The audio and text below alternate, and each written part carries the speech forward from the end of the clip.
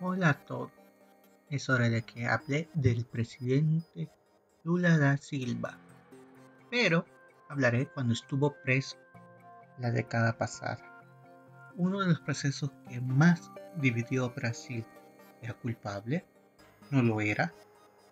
Tal vez fue un intento de Bolsonaro de meterlo preso para así llegar a la presidencia. No lo sé. Por eso hice esta investigación y quiero compartirla con ustedes, ya que esta investigación me dio a entender que es un tema tan delicado en Brasil que aún en día nadie sabe con certeza decir si fue culpable. Pero también me demuestra que las debilidades y las fortalezas del sistema institucional de Brasil, que se puso a prueba con Lula. Así que comencemos con este video que espero que nos dé una idea de qué fue lo que pasó. Y por supuesto espero que los fanáticos o detractores de Lula no se hagan mucho sentido, porque este solo es una opinión mezclada con varios datos. Obviamente que trato de ser lo más objetivo, pero también me daré mi conclusión sobre el caso, obvio. Así que no se enojen, comencemos, muchachos.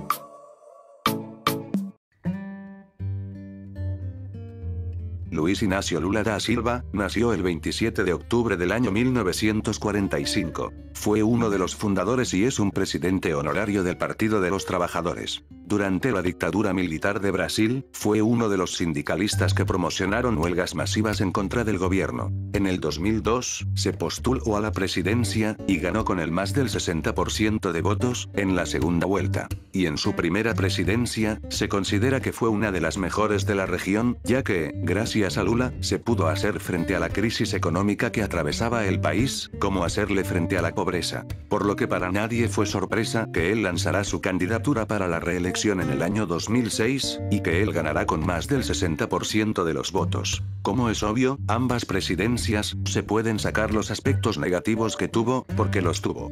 Pero considero que eso sería para otro video más largo. Sin embargo, eso no quita que 2011, el año en que dejó ser presidente, fuera uno de los presidentes de ese país, como de la región, con una aprobación bien alta. Porque según algunas casas encuestadoras él tenía la aprobación del 60%, mientras que otras eran del 80%. En el año 2014 el país se enteró que la Policía Federal estaba investigando bastantes casos de corrupción, como de lavado de dinero, y que comenzó las investigaciones en una red de gasolineras como de lavado de vehículos, llamados Posto da Torre. Este caso demostró una gran red de corrupción que llegaba desde alcaldes hasta miembros de partidos políticos extranjeros. Sin mencionar que demostraría que varios funcionarios de la empresa semiestatal Petrobras participaron en actos de corrupción. Y que realmente este caso merece su propio video. Pero abro comillas, joya de la corona, cierro comillas, es que había supuesta vinculación entre varias empresas con supuestas propiedades del expresidente Lula. Aquí surgieron muchas acusaciones en contra de Lula, como que recibió 8 millones de dólares por viajes, así como dar conferencias. Pero las dos acusaciones que tenían más peso para una condena fueron: 1. La constructora OAS, supuestamente le remodeló un apartamento que usaba Lula con su familia, ubicado en Guarujá, que se encuentra en la costa de Sao Paulo. Es cierto que el apartamento no estaba a su nombre, pero al parecer era una fachada. Y a cambio de este favor, Lula prometió favores o acciones en beneficio de la empresa. 2. La constructora anteriormente mencionada, junto a la empresa Odebrecht, realizaron obras en una finca que se encuentra en Atibaia, que también se encuentra en Sao Paulo. Y aunque no es de su propiedad, era propiedad de un amigo cercano a él, y que al parecer frecuentaba mucho ese lugar. A igual que el primer punto, en este caso, al parecer Lula hizo o prometió acciones en beneficio de ambas empresas. Tras las investigaciones en marzo del año 2016, fue detenido para ser interrogado. la expresidenta de Brasil, Dilma Rousseff, lo nombró ministro de la Casa Civil, o su equivalente a primer ministro, el día 18 de marzo del mismo año. Creo que no tengo que decirles que esto causó muchas controversias en el país.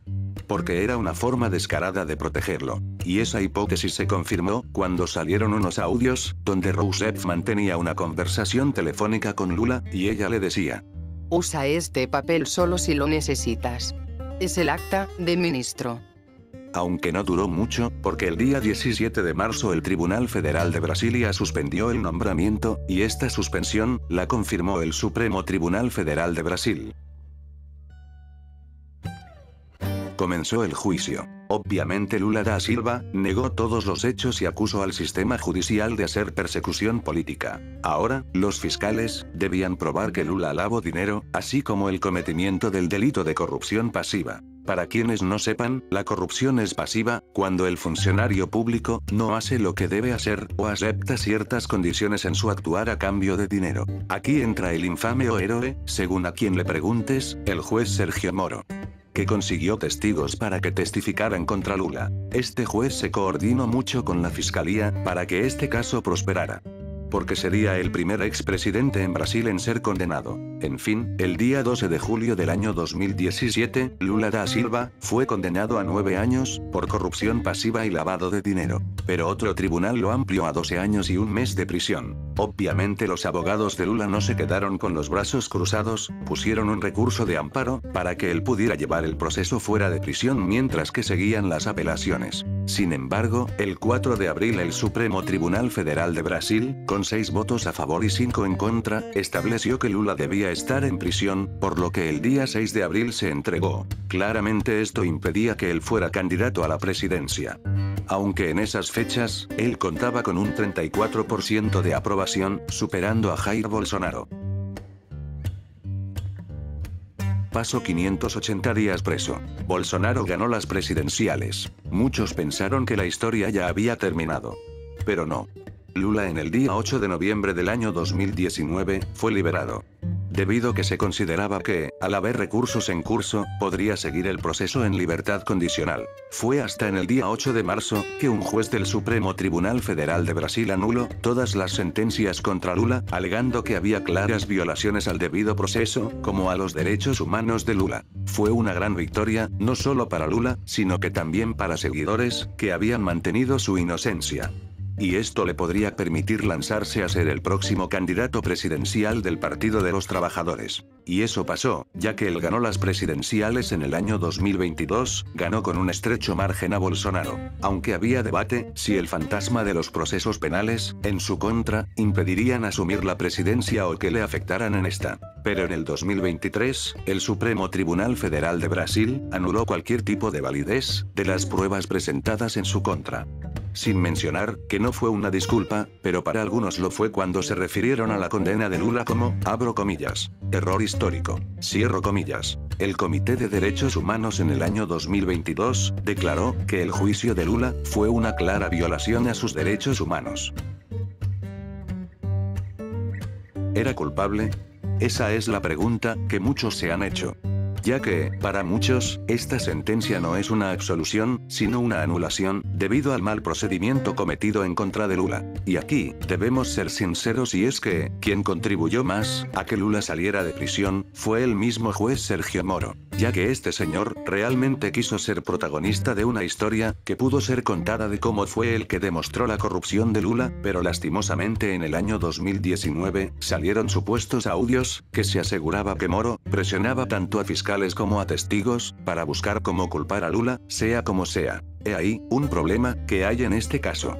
Si Moro, estaba convencido o seguro, que había pruebas para condenar a Lula, porque cometió ilegalidades.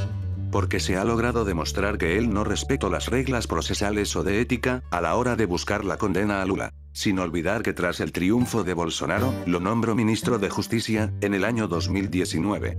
Aunque eso no es una prueba de que esto fue una maniobra política para inhabilitar a Lula, sin embargo, refuerza la tesis de los defensores de Lula, que sí lo fue. Otro problema que existe en este caso es: ¿qué actos de corrupción pasiva cometió realmente Lula?